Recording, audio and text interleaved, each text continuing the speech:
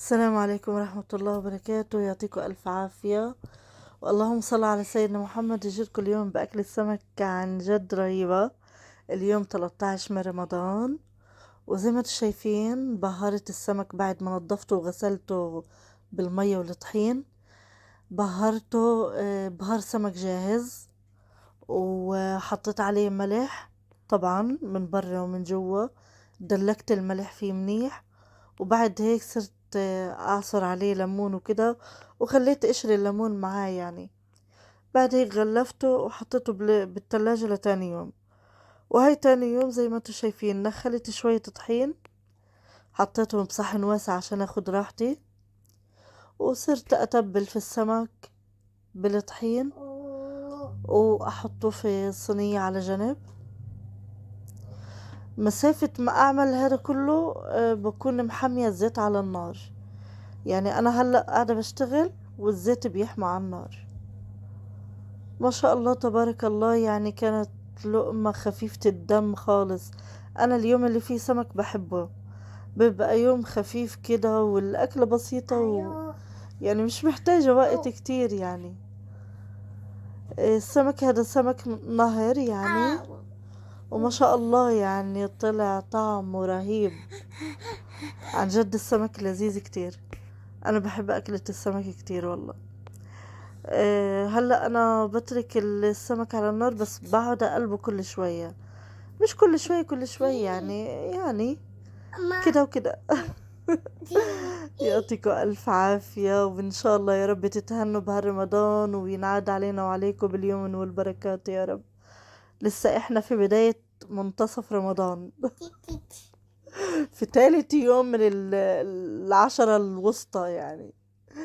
وهلأ حبيت أعمل رز أبيض، بس حبيت كده لونه يكون أشقر كده شوية.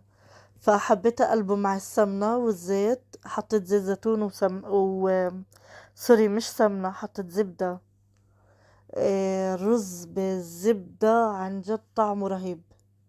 جربوه مش هتندموا للي ما جربوهوش قبل كده. وبحط طبعا مقدارين ونص من المية لانه هذا رز بسمتي. حطيت 3/4 صحن رز، وبالتالي حطيت انا صحنين ونص مية بالشكل هذا، وزيادة نقطة يعني عشان البخار.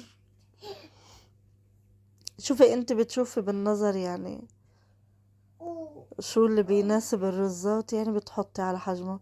وهلا بدي اعمل حاجة كده زي الفاهيتا، يعني او قلاية بندورة. قلاية بندورة احنا بنسميها قلاية بندورة. في الاول بحط شوية من سمك، من زيت السمك اللي انا بقلي فيه السمك. وباخد طبعا اللي على الوجه يعني ما بنزلش لتحت. وبقلب شوية حبة فليفلة. احنا فيش عنا فلفل حار، لكن استخدمته الفلفل الحار ألذ. بس يعني استخدمت الفلفل الحلو لانه هذا المتوفر. وما شاء الله المرة هاي يعني زوجي جايب البندورة، تسلم ايديه عليها. عن جد حمرة من جوا ومن برا ومستوية وريحتها عن جد عن جد روعة. ريحتها من قبل يعني ما استخدمها او اطبخها. ريحتها وهي نية طيبة جدا. وهلأ بحط ملح. عندي ملح يود بس خشن شوية، فحطيته على البندورة قبل ما اكمرها يعني اغطيها قصدي.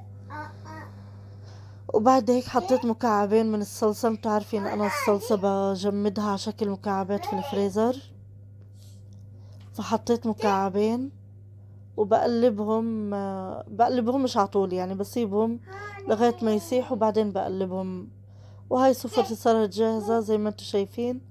اول ما أذن المغرب مديت الصفر